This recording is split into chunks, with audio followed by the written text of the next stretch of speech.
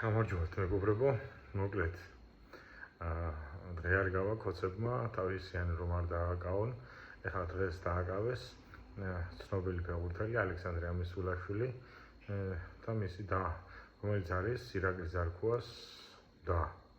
ანუ ირაკლი ზარქუას და სიძე დააკავეს და რატო? ესე დაედავება პროკურატურა 10 თუ 11 მილიონის სახელმწიფო ბიუჯეტის არამიზნობრივად მითვისებას, მოკლედ მითვისებას და რას ეხება ახლა ბავშვებს, საბავშვო ბაღების და სკოლები უნდა გაერემონტებინათ და არ არის, არათუ ჯერ უნდა არ არის გაკეთებული, არამედ საერთოდაც არაფერი არ არის, ზოგ შემთხვევაში დაწყებულია და მიტოვებულია და მოკლედ ესეთი სიტუაცია არა.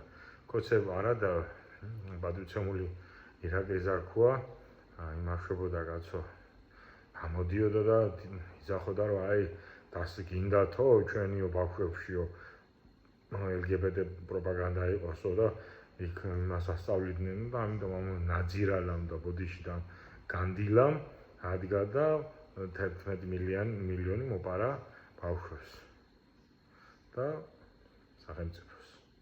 ესენი არიან, ესეთი მორალი აქვს საბოლოოდ, ესეთ ადამიანებს ქოცების უმრავლესობას და არის ესეთი გამოთქმა, პატრიოტიზმი, ნაძირალათა უკანასკნელი თავშესაფარი, რაც ამ შემთხვევაში ზარქუას და სხვა შემთხვევაში ქოცებს ზედ გამოჭრილია.